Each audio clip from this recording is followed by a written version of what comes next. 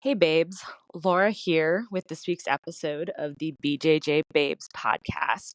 This week's interview is with Erin Quillen, who is a brown belt at Checkmat Upland in Southern California. Erin just got silver in her weight class and gold in the absolute at no-gi pans, which is an incredible accomplishment just by itself, but even more incredible by the fact that Erin, in the last year or two, because of a back injury, wasn't sure if she was going to be able to compete again.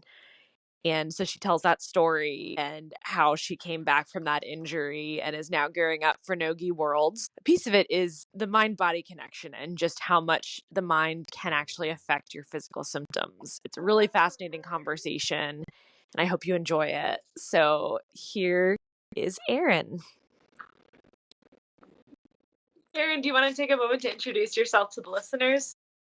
Yes, absolutely. So my name is Erin Quillen. I train jujitsu out of Checkmat Upland in Southern California, and I'm a brown belt. And Erin, how long have you been training jujitsu? I have been training jujitsu, oh my gosh, how long has it been? I guess going on almost 7 years. Wow. Yeah. And so you started 7 years ago. What got you started training? So honestly, I had no idea what jujitsu was. I had no interest in combat sports, and it was actually my husband who was the one that was always interested in doing it. And we had just started, like, signed up at a UFC gym to, like, just, do kickboxing and whatever training. And he pointed over to the mats one day and was like, I've always wanted to do that. Like, we should try it. And I was like, Yeah. hard no. I was like, not like, I have no interest to roll around on the ground with these guys. And he's like, Yeah. oh, well, let's try it. And then I eventually did. And the rest was history. That's so cool. So did you take your first class at a UFC gym? I sure did. Yep. UFC Gym San Dimas. Okay, cool. Yeah, I trained at a UFC down here in San Diego.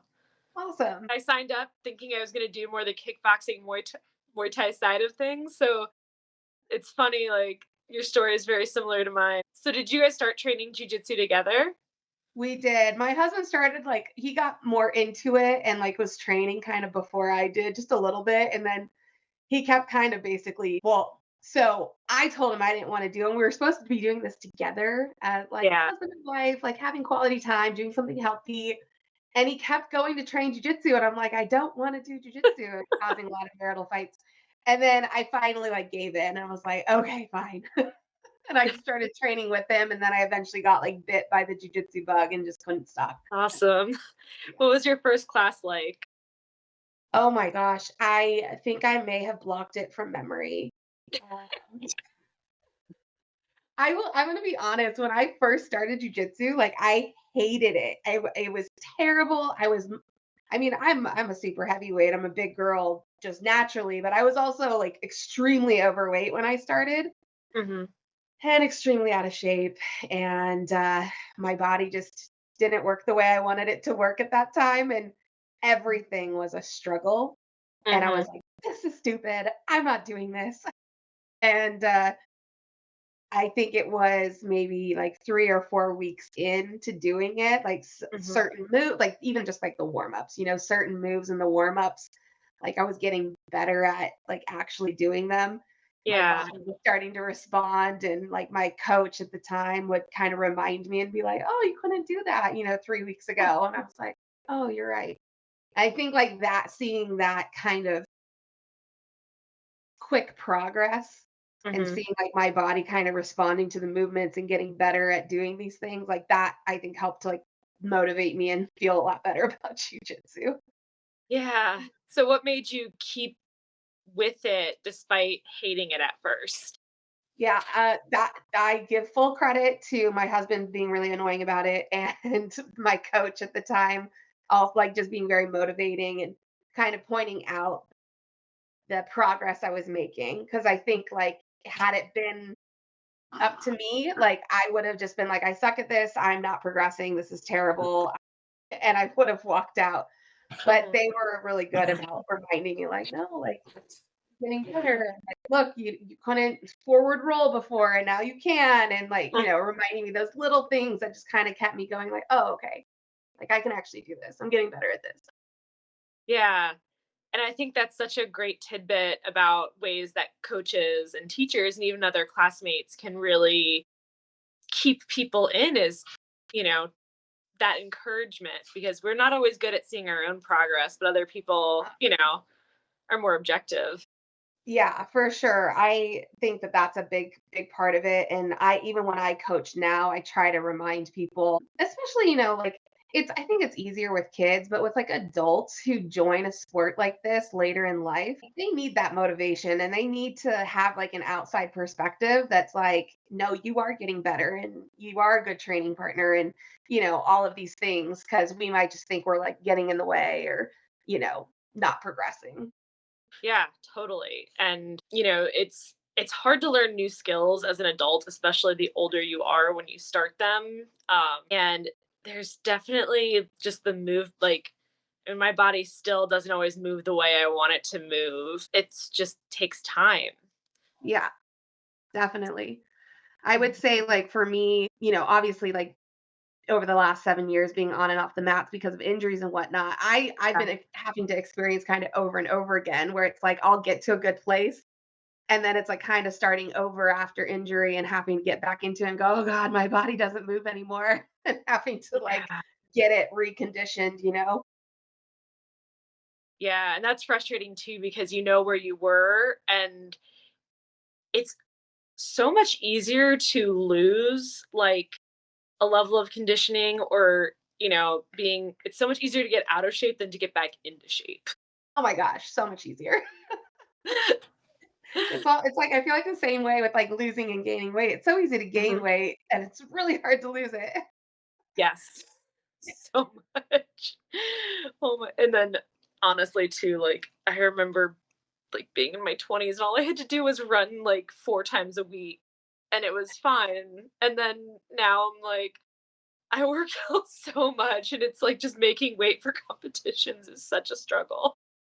I literally, like, I miss being young. Let's just put it that way, because I used to eat whatever I wanted, as much as I wanted, and I was thin, and I was in shape, and now I, like, look at bad food and I gain weight. I was training at one point, Mhm. 15 to 20 hours a week. I was, like, training a lot. It's like a part-time Yeah. job, and I wasn't really focusing on diet, and I Mm. was gaining weight, and I was like, "How is this possible when I'm training as much as I am?" I just Mhm. think, like, especially as women and as we get older, it's just harder. Yeah, it really is. So what was it, after sticking with it, what was it that did hook you eventually? I would have to say this might sound really silly, but for me, like, such a, like, goal-oriented person, and I like, Mhm, having something tangible to achieve, and the first belt promotion that I went to and I saw people getting their stripes and I saw a couple people get like new belts. mhm. And I actually like weirdly, like I was not expecting to get a stripe or anything because I think I'd only been training for, a very short while. Yeah. And I wasn't even into it. I didn't even like it yet, but I got a stripe and it was all over for I was like, oh, I can like get stripes and I can get belts and I can like, and like there's something to achieve. And Mhm. then, yeah, after it was so funny. It was like this winter retreat that the UFC gym that I was at had where we went up to Mount Baldy and it was like a weekend of jujitsu. And my husband was so excited about it because he wanted to be up in the mountains and doing jujitsu and because he loved jujitsu from like the day we started it. Yeah. And I was just like, "Ugh, I'll go with you and I will suffer through it." Um, and then we had that little belt promotion at the end of the winter retreat, and like something just clicked in my brain, and I was like, "Oh my god, I want to get a black belt." And then I came off the mountain. It was just like I want to do jujitsu all the time. Funny story, I didn't know that's what stripes were when I got my first stripe, and I, like, Googled it after the class, like, "What does this mean?"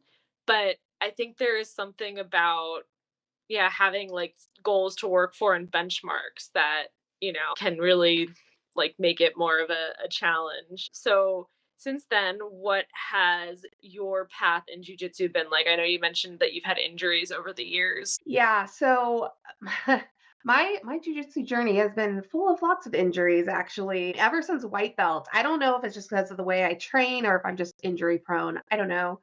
But I've had Mhm. a lot of injuries, and most of them have been, manageable. You do a little PT, you kind of work through them. But the last 2 years, I actually was dealing with a pretty serious back injury that I was trying to work through for about a good year. And then I finally was like, I need to figure something out because my Yeah. doctors here in America were like, oh, you need to do pain management and you need to start like taking those steps towards getting surgery. And I was like, um, yeah, I'm like, I'm not down. I wasn't confident that surgery was going to fix the problem. And so I started Yeah. looking at different types of care, regenerative care, looking at like stem cell treatments and things like that. And I finally decided to do some stem cell therapy about a little over a year ago, almost a year and a half ago now, is the first treatment I had. And even with the stem cell therapy, it took me off the mats for a few months and I had to like kind of slowly get back into it. But but yeah, I was off the mats for or like I don't want to say off the mats completely, but like inconsistently training, trying to figure it out and get back onto the mats for a good year, year and a half.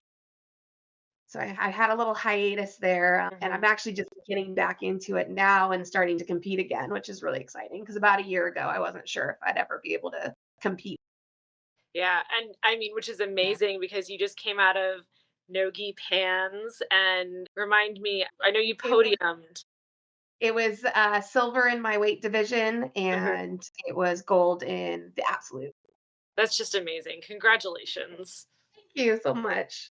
I'm super So, excited to be back competing again. yeah, I mean, it's so hard to compete to begin with and then to come back from an injury where you didn't even know if you would be able to. What was that path like? What steps did you take to get yourself back to that place where you were able to do so well at no-gi pans? I would say honestly, I don't even actually think I'm back to where I was before. I still have those moments where I feel like I'm not conditioned the same and I also had to really rethink the way I was training because I used to train a lot. I was doing jujitsu sometimes twice a day. I was weightlifting, I was doing wrestling, I was doing all of these things and it was just, I'm not a spring chicken anymore. Like it was really tearing down my body. Mhm. And so getting back into competition, I really just kind of told myself, you know what, during this kind of like comeback phase, I really just needed to focus on getting to the jujitsu gym every day. And I had to kind of create a plan of like what were going to be my hard training days and which days was I going to just focus on technique, just to kind of like preserve my body, I guess. Yeah.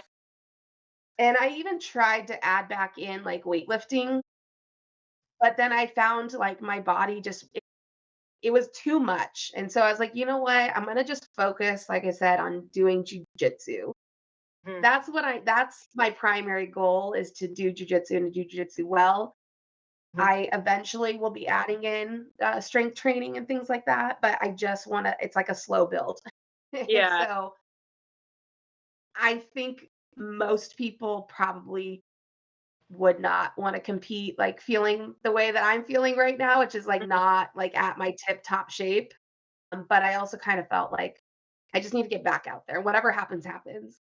Yeah. And it's actually worked out well for me. I've been doing pretty well on the competition scene despite not being at tip top shape. But Yeah.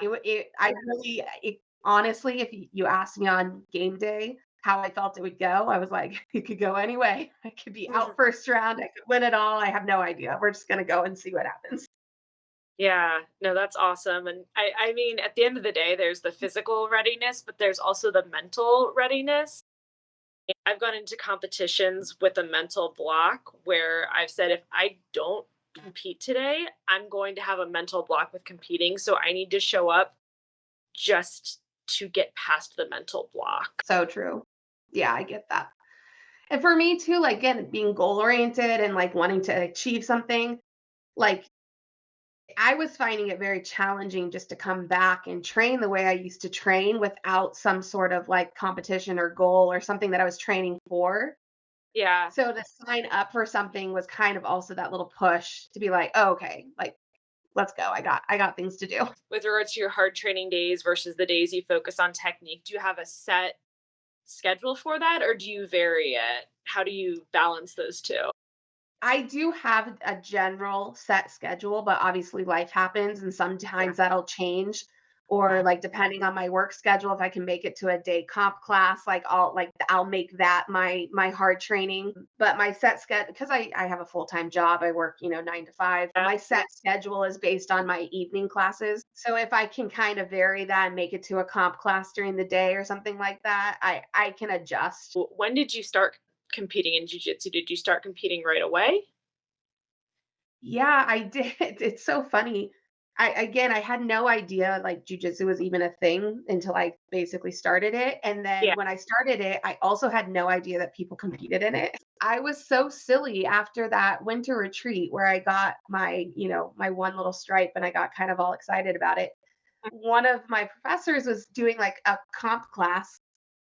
I didn't know what that meant. I mean, you should probably think like, okay, competition. I had no idea what it meant. I was just like, oh, cool, an extra class. Let's go. Paid the Yeah. extra money to go to this comp class and was like, just having fun. And then it was like, I think it was like a 6 week class maybe that the professor hosted. At the end of the 6 weeks, he was like, you should really think about competing. And I was like, huh? Wait, what? Competing? And he was like, yeah, this is a comp class. Like it was to get people ready for competition. And I was like, oh. And so that was about maybe like 3 months into my training. He told me some organizations to look up at that time with like NABJJF and things like that. And I found one in the area that just happened to be like 3 weeks after that. And so I Mhm. signed up and I was like, all right, let's go. Mhm. What was your first competition like? Oh my gosh, it was super stressful because I had no idea what was going on. And my professor, I think, got sick or something and couldn't make it. So it was like just my husband and I, like on our own and just like figuring it out. So just all of like that was super stressful. But like for me, once I stepped out of those mats, I just feel like everything went like dark. Like all the outside stuff just like went away. I heard nothing. I saw nothing. I just competed. Yeah. Um, and yeah, I loved it. I loved it. I did really well in my first competition, surprisingly. And at NABJJF, they also have like an open class for the white belts. And so I did my weight class and open class and got gold in both. And I was sold. I was like, I'm doing more of this. That's awesome. Do you have a day of competition routine that you like to follow?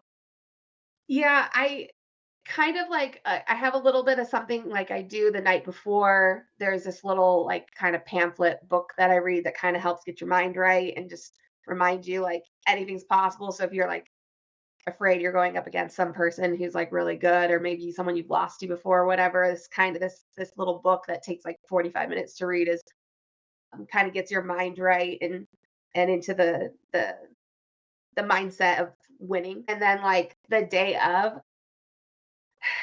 I actually get really nervous for competitions, which some of my like fellow competitors, they're like, "You're nervous?" You're like, "We would have no idea," but I promise you, this looks calm, but underneath, it's just fear and anxiety. Mhm. And so like honestly, on comp day, like I have a hard time eating. I just don't feel like well, but I can get like my comp day ritual is like I'll go and get a Starbucks coffee and some of those egg bites, and that's usually about all I can eat all day. And then just leading up into my matches, I'm a big advocate for warming up. I know a lot of jiu-jitsu athletes don't warm up and it makes me crazy. I like to warm up. I actually like to do a full roll with someone and get a good sweat, open up my lungs, kind of get some of those nerves out. And then I just have some like mantras, things that I say to myself before I step on the mats. And then it's just go time. I'm the same. I need to get that full roll in beforehand as well, like get the adrenaline dump out of the way. Yes. Otherwise, my first match, I feel like I wake up like halfway through the match and like actually start doing jujitsu. I just honestly feel like I'm gonna die if I don't warm up. Like I don't know, Yeah. like I feel like my lungs just burn and I'm like, not Yeah. good. Yeah. Everybody has their pre way of focusing. Are you a music person or a atmosphere, get used to the sounds person?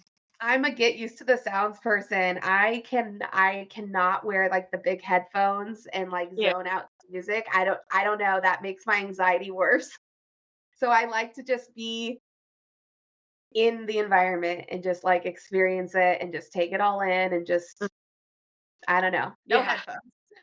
headphones. Do you worry if you have the headphones in, you'll miss the call for your group? Because that's me, okay. I feel like yeah, I'm like, I guess they just assume they'll find them or something. I don't know. But I overthink all of these things. And so I'm Same. like, nope, I just want to be present and know what's going on. Yeah, I wanna listen to music, I, like, will make playlists, like, themed playlists for each competition, but then yeah, then I just get too worried about missing, the call in the bullpen, especially, like, Yeah. I don't know if you've competed at World League, but it's just, like, you have to go to the bullpen at a specific time, and it's Yeah. so loud in there anyway. Yeah. They got the music blaring. They got all their stuff going on. Oh my god. I couldn't hear my coaches last time I competed World League, and we, like, had to reset to the center of the mat, and I was so thankful for the reset because I didn't know what they were telling me, so I looked at them as we're walking over, and I'm like, "What are you saying?" You're like, what? Yeah, like, I can't hear like, I'm actually trying to listen to you guys, I'm trying to follow your directions, but I cannot hear your directions. It's so funny. There was a Jiu-Jitsu World League competition this last weekend, and I heard some of the coaches say, like trying to like petition for them to like turn the music down so that the coaches and the competitors could hear. It would be great, yeah, that was Pans up in Long Beach, right? Yeah, yeah. Yeah. Yeah, I was supposed to compete at that and then I injured my toe, so Oh no. yeah. I'm Oh. I am very prone to, like, the small little stupid injuries. Hey, that's better. That's better than big injuries. Like I would take Yeah. that. Yeah. So, when you are injured, do you ever continue training while injured, or do you take your time completely off? Oh no, I trained through everything. Yeah. Even like even with the back, Mhm. like for a good year, I was trying to just like train through it and it just got worse and worse and worse and I was finally like, okay, I got to do something, and that was the one that like really forced me to like take some time. But everything else, MCL tears, LCL tears, like Oh my god. I even or like a rib injury I had. Like I remember I took 11 days. I counted it. I was so miserable. It was 11 Mhm. days that I was completely off the mats for the rib injury because I couldn't Mhm. even breathe or move. And then at 11 days, I was like, I think I can do enough. And like I started drilling, and I was like, okay, I can just drill. I can't spar yet. But I was Yeah. back on the mats, and I was happy to be at least doing something. But Yeah. yeah, It is nice, like, to be able to at least drill, especially if you can find training partners that are fine with just drilling. yeah, and being with the gimp. Yeah. That's usually my Yeah. husband. I'm like, will you drill with me so I don't have to bug someone else? That is the benefit of having a significant other who trains. Yeah, I definitely lucked out because I never obviously had to experience it, but I can imagine how much more like stressful it is to go Mhm. and join a jujitsu gym like as a solo female. Like for me to do it and enter with my husband and have kind of like a built-in training partner that I was already comfortable with like being like that close to Yeah. um was like a huge part of me sticking with it too. Yeah, because it's hard when you're, like, that new white belt. I was so afraid, like, every time we were doing sparring and it was pairing up, I was so afraid to ask people to roll. Like, I had a couple of people that I felt like I knew their names, they'd been nice to me, so, like, I felt safe approaching them, but I was terrified of everyone else. Yeah. Yeah. Yeah. I think that's true for everyone though, right? Like you kind of Yeah. find your people and like the couple of people you cycle through that you train with, you know? Yeah.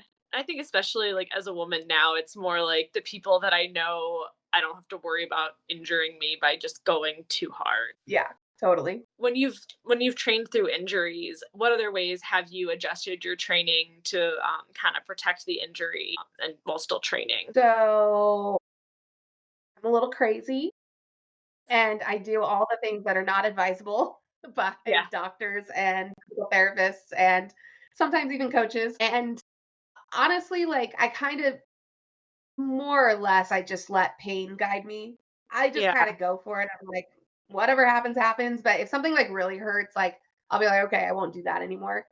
But I'll keep doing all the other things. I mean, even with like my MCL tear, which was pretty bad, like I was the psycho that had my like hinged brace on and was like, I can still train with Oh the my hinged god. brace. Did you have surgery on your MCL tear? No, I didn't have surgery, but yeah, it was a grade 2 tear. And Mhm. for MCLs and LCLs, they usually kind of heal on their own. But I was doing like really intense like PT on it, and they Mhm. had me on a hinged brace, and I was supposed to not be training, which they didn't know that I was. I think I like I didn't spar for maybe a couple weeks, but like I drilled the whole way through. I continued drilling the whole time. I think I started sparring after a couple of weeks, but I wasn't supposed to be sparring for 6 weeks. And I'm like, Yeah. I'm fine. And then were there ways that you adjust your game when you're injured? Yeah, I mean, I think, in the beginning, I think when you're like a newer jujitsu athlete, it's Mhm. it's challenging to kind of work around your injuries because you only know so much, right? But I Yeah. think as you like train more and more and more, it gets really easy to just kind of like adjust certain moves that you're doing. Yeah. And I had so many injuries even as a white belt. I think it's just kind of like second nature for me to like figure out how to like, oh, my shoulder hurts. Like I won't frame with that arm. Let me go on this side. Yeah. Things like that. And like same thing with knee injuries. It's like, okay, well, I'm not gonna wrestle. I'm not gonna like, post my foot on the ground with like my bad knee. Like I'll just kind of keep that leg hanging out there on its own. With the back injury, was it the stem cells that ultimately helped it, or what was the final like thing that did the trick and got you back out there? Yeah, so that's actually a really good question and a really interesting story. So I wasn't confident that back surgery was going to work. I know some people who've had back surgery and it worked like a charm. I know other people who had it and it didn't work. And I just felt like if I wasn't confident it was going to work, like your brain is so powerful that I was just like it's not going to work. And so when I started doing research into the regenerative care, I was just like, look, if I'm going to do something invasive, like let me try something that's regenerative. That's a very hard word to say. Yeah. Regenerative rather than slicing and dicing. Like, let me try something like that first. I did go into the stem cell procedure pretty confident that it was going to fix anything that was going on. And Mhm. I went down there, I had the stem cell procedure. And going down there, like, so it was down in Tijuana, so I had to cross the border. And when they picked me up in San Diego and took me across the border, my back hurt so bad, like I couldn't even sit. Like I was standing in the Sprinter van in tears, miserable. And I was on 4 different pharmaceuticals just to function daily, and get through work, and I was basically standing at a standing desk or I was laying down.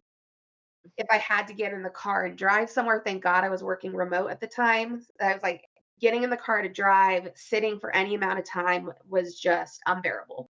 Yeah. I went down there, I had the procedure, I came back, and probably within, I think it was about 6 weeks, I was off all of the pharmaceuticals. So the pain was like greatly reduced, Yeah. which was a miracle in of itself. But the way I described it is the pain that I was feeling post stem cells was similar to the pain I was experiencing before stem cells on all the drugs. Okay. So it was like I felt about as good, but without all the pharmaceuticals, which is huge. Yeah. That's a big deal, like to Oh yeah. like be off all the meds. And I had some follow up appointments with the stem cells, and I did some more treatments. But I was sitting back and going like, why am I still in pain? Like, because I would still have this like intermittent pain, like it would come and go. And I was like, I don't, and I was like, I was so confident that stem cells was just going to cure it all. And Mhm. in a way, it did. Like, there was some changes in my MRIs. Like, I obviously got off the pain meds. And that's when I started really exploring like the psychology and neurology of pain. Yeah. And I mean, there's actually a medical diagnosis called TMS, and it's really talking about how there's like a lot of psychological factors of being stressed or maybe repressing some emotions or something that can cause like body pains, Mhm. because it's easier to like focus on a physical pain than like a mental pain. Yeah. And then also like the neurology of pain is just like your brain is constantly making connections. And had been in pain for so long. It's like my brain was just too good at like feeling pain. And it was Mhm. sending these false alarms of like, oh, don't do that. That's hurt for a long time. Like, and so I started doing this research and I like read a lot of books. I even like started seeing a therapist that like specializes in the TMS diagnosis. And I really strongly felt like this there was a key here. But I also like was I was like I'm like, this is a little wacky, but like I feel like there could be something to this. And it Mhm. was probably in about like 4 or 5 months of the therapy and kind of like working through different things and actually being able to like talk about certain things or think about certain things and see my pain increase and then like be able to bring it down like just mentally. I finally like 100% believed that this was real. And I immediately started going back to training. Mhm. And anytime I would get that like pain signal, I would just remind myself like it's okay. You're not injured. You're healthy. Your back is healthy. Like you're good. Like just take a Yeah. breath. And it would go away and I would keep training. Yeah. And so I think I think I had probably that breakthrough maybe like earlier this year, Mhm. probably around like summertime, June-ish. And I have been able to like consistently train and like the pain that I was experiencing, those like pain signals that I would get are Yeah. just like reducing more and more over time. I 100% believe it. Like the mind body connection is Yeah. crazy. Like I haven't had that with pain, but I've had that where my brain got wired in a certain way and I couldn't unwire it. I Yeah. eventually did, but I had to see a therapist, but and there's research into like there's theories why women are more inclined to get autoimmune diseases that have to do with like trauma and Yes. emotional states. I I am such a believer now, and I mean, I take it kind of to the extreme because I know a lot of people just like in my family or friends who have these like autoimmune disorders, or they have these issues that the doctors can't figure out what it is, or fibromyalgia or whatever it Yeah. is. And I'm like, I I think like, how do I explain? It's hard to explain it to people because they take it as if their pain is not real, and it's like, no, you're feeling it. The pain is Yeah. real. The pain It's is very very real. real, but Yeah. it's not a disease. It's not a physical injury. It's in your head, that it's a mental thing that's Yeah. causing it. So it's like the cause of the pain is not what you're treating. But it's like it's so I talk to so many people about this because I tell everyone, I'm like, pain is a multi-billion-dollar industry in North America alone. And Mhm. it's because we're not looking at these things. And a lot of people I talk to like believe it and are like, "Oh my gosh, like I think that's me." And then there's others who are really really resistant to it, which I get because I Yeah. was a little crazy. But it's the mind is so powerful. Yeah. It really And, is. obviously, like, there's surgery, and I am very hesitant to take opioids, but, like, when I had surgery, I took them as little as I had to, but, like, without them, I would have been screaming in pain. But then Yeah. there's research on acupuncture during surgery. I'm just speaking very colloquially, but, like, there's there is evidence that maybe it's not going to help all pain because but to some degree that mind body connection and addressing that can help with pain. I believe it.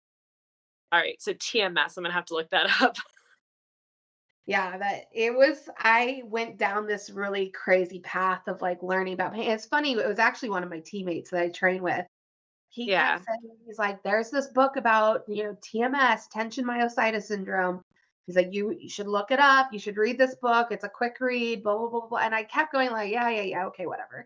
And I did the same thing. Like when he tried to explain it to me, I'm like, I know my pain is fake, like it's in my head. And he's like, no, you gotta read the book. And Mhm. he was so adamant about it. He actually bought me the book and he was like, read it. And I was Yeah. like, oh my gosh, okay, fine. And so then I read it and I was like, oh my God. I was like, that describes me to the T. And I Mhm. was like, what if this is like it? Yeah. Crazy.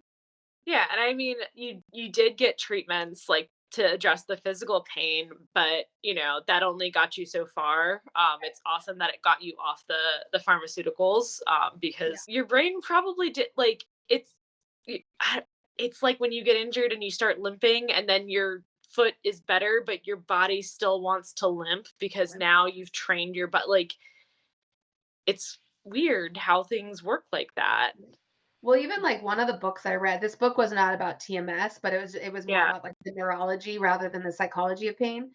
It talked about the story which I had heard before, which is like, this construction worker like dropped his nail gun or whatever on his foot, like shot a nail through his toe, is freaking out, bloody murder, like I'm gonna lose my toe, I'm gonna lose my toe. They yeah. rush him to the hospital, they take the like precariously take the boot off and do everything, and it went in between his toes. Like it didn't even hit his foot. But because he thought it did, Yeah, his body reacted like he felt the pain, like yeah. he felt it, but it didn't even touch his foot. It's like with kids when they fall, if the parent freaks out, the kid freaks They out, but freak- yeah, but if they're just like, "Are you okay?" Like, then the kid will be like, "Yeah, I'm okay. Yeah, I'm fine." You know? It's crazy. And that's another part of like the pain cycle too is fear.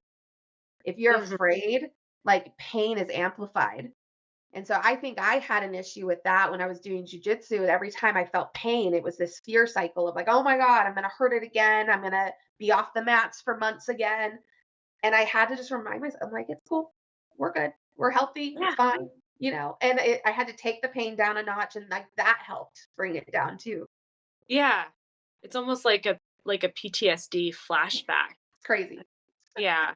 It's crazy, it's fascinating. I'm glad that you were able to find that, because, I mean, it's frustrating when you're not able to do the things that you normally do that help your physical and mental well-being, which I know, like, that's jujitsu for me. 100% same for me too. And like the pharmaceuticals that I was on too, some of them were like at one point I was on this medicine called gabapentin, Oh, yeah. which like the worst drug of all time. Yeah. And I swear I think that this drug is like toxic. I know a lot of people take it and maybe they have good results, but for me personally, it was making me like mental. I Yeah. was losing my hair. Like it was just destroying me, I think, from the inside out. Yeah. Terrible. Yeah. Medicine is not one size fits all, especially when it comes to really intense, strong drugs, and gabapentin is probably one of those. Bad. Yeah. Yeah. It's terrible. I was struggling. I was having a lot of issues. And then it was actually a friend of mine who was like, oh, I think she knew someone, or it was her or someone she knew had been on it. And she's like, oh, that really like screwed with so and so. And it made them do all these things. And I was like, oh my God. And I immediately, without any doctor advice, like just started weaning myself off of it. I was just like, Yeah. I was afraid to just cold turkey, like come like just stop taking it. So I like Yeah. weaned myself off. And I think when I was at like half the dose that I had been taking, like even my husband was like, you're night and day a different person. And I was like, it's this drug. Yeah. I think one of the problems is that a lot of medical research is the sample size that these studies are done in are usually men, and they're usually white men. So women have, like, for example, our heart attack symptoms are different than men's. So men are more likely to have heart attacks, but women are more likely to die from heart attacks because we don't recognize the symptoms because the main studies on them are on men. Interesting. Yeah. Healthcare in the Western world it's got some work to do. Yeah. Yeah, for sure. So, going to more general topics, what do you love most about jujitsu? What do I love most about jujitsu? Well, I I say this to everyone. It's actually really cathartic, especially after that like a really long day of people annoying you at work or whatever. To Yeah. go and like do jujitsu, like Mm. it just kind of makes it all go away. And I don't know. I leave it feeling a lot better. Or if I'm fighting with the husband, we go train and then we're happy again right after. you know. So it's just like it's like a good little like mental retreat from all of the things that are going on in life. So I love that. Yeah. And definitely I think one of the things that brought me in the beginning was like that sense of community. I really Mhm. felt like at the UFC gym, like it was I mean, jujitsu is just in general a very eclectic group of people. Yeah. It's all kind of like a bunch of different types of misfits in their own way that all just kind of fit together.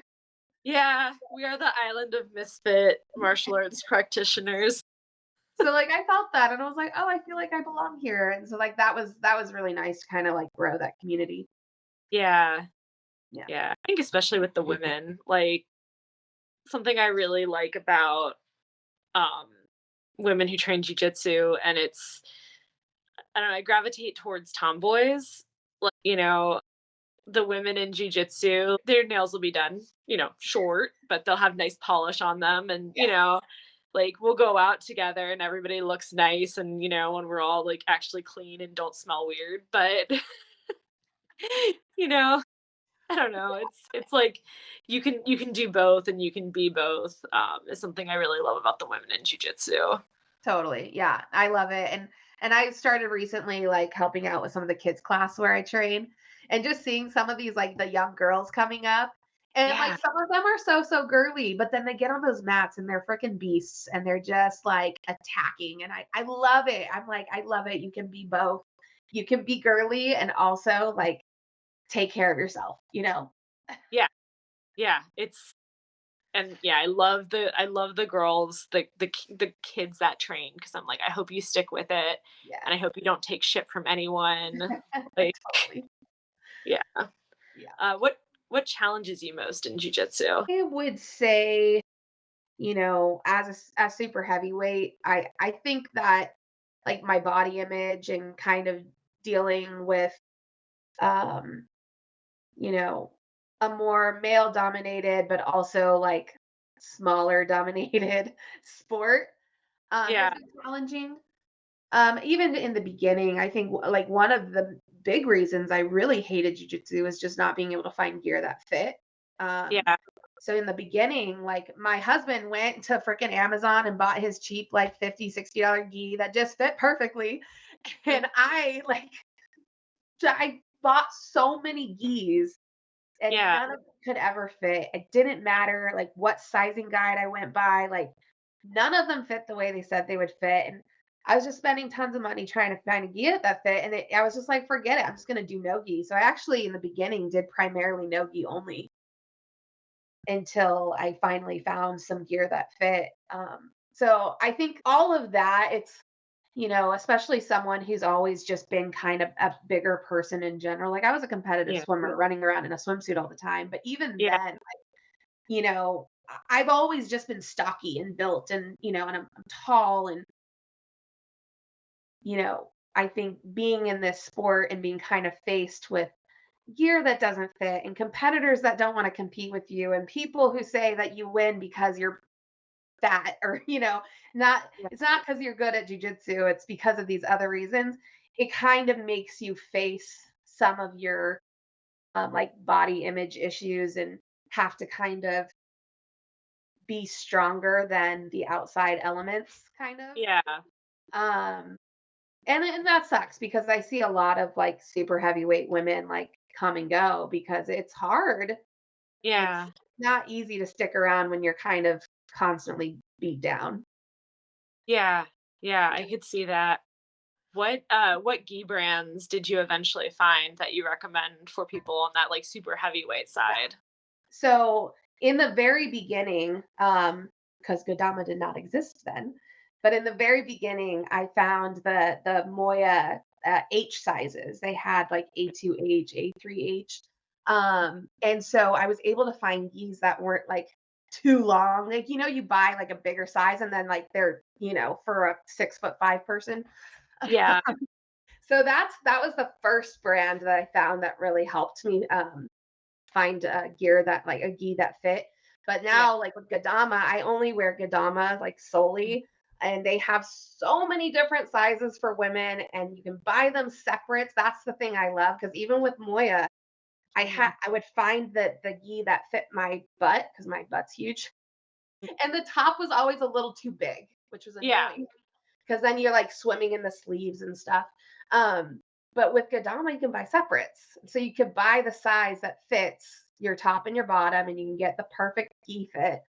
And so yeah, Gadama's been amazing. yeah. I think it's just amazing, like, there's Gadama, there's Alchemize, there's these brands in the jiu-jitsu world. Is Gadama, I know it's, aimed at women. Is it woman founded? Yes, yeah, Okay. it was started by this like super smart, very creative woman. And she brought on a partner who's also a woman, very creative, and they both do Yeah. jujitsu. So like they know what's up. They know what's going on. Yeah, I think, like, women's wear in jujitsu, but then also just in life, has gotten so much better as women have moved into the space and started creating for women. Like, once you start getting women in there and actually caring about making stuff that fits and flatters women, it makes a Yeah. huge difference. Such a big difference. Like honestly, yeah, the Godama brand, I think it really kicked off a lot of these other like women-owned companies. Like I feel like Godama's kind of like the OG a little bit in a way. Yeah, And like their spats and their rash guards too.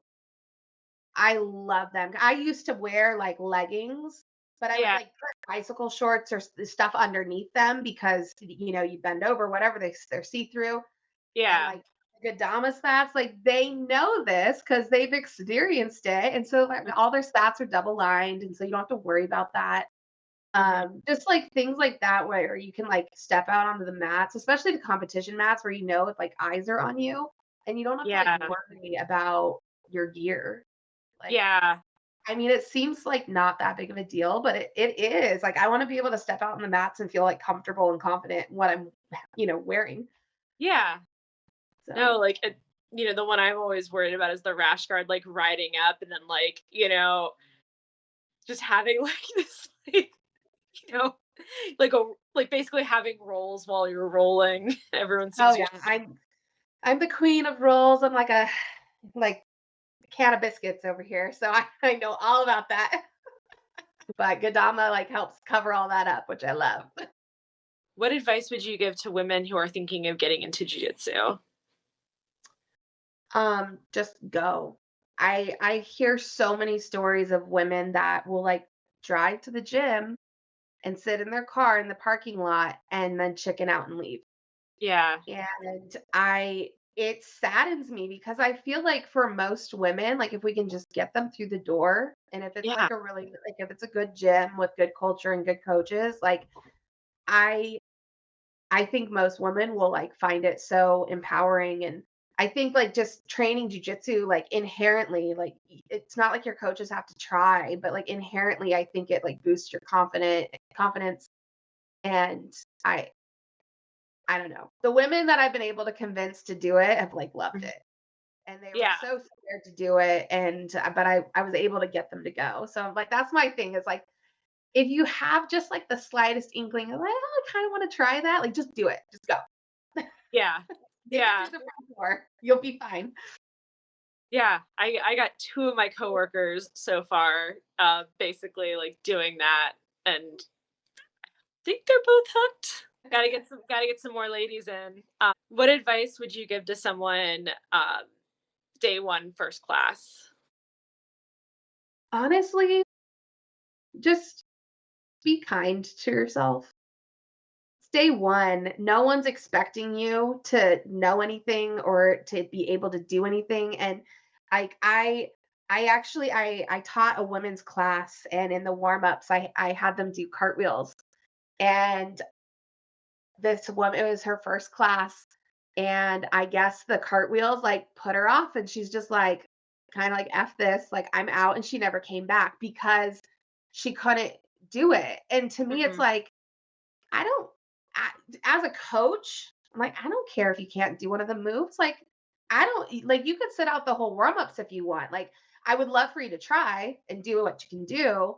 But Yeah. like if you have to sit out for some reason, like I'm cool with that. Like just be here, be in the space, do the things that you're comfortable doing, do the things that you can do, and Mhm. just try to expand on that. And don't let like the one thing that you can't do or the one thing that you're like, I will never do that. Like that's fine. You don't have to. Just come and do what you can. Yeah. It's a great piece of advice and definitely, I think, useful. Do you want to drop your Instagram where people can find you if they want to, check you out, cheer you on for Nogi Worlds? You're competing, right? Yes, I am. I'm Yes. excited. I there's no one in my age group in Yeah. my class, so I might have to drop down one of the other age groups, but I will Yeah. be competing either way. I will. So my Instagram is at brutal underscore Viking underscore BJJ. If you want Mhm. to follow me or cheer me on at Nogi Worlds, I'm gonna need it. Yes. I'll have I'll have flow grappling up, going like mat to mat to check on, the people I want to watch. So I'll check you out. I'll cheer you on. Awesome, thank you. All right. Thank you so much, Erin, and best of luck with Nogi Worlds. Thank Although, you. I appreciate it. all right. I'll catch you later. Bye. All right, bye. I hope you enjoyed hearing Erin's story. And if you'd like to share your story, you can reach out to me on Instagram, TikTok, YouTube, any of those at BJJ Babes Podcast, or send me an email, bjjbabespodcast@gmail.com. I'd love to share your story. So until next time, later, babes. Bye.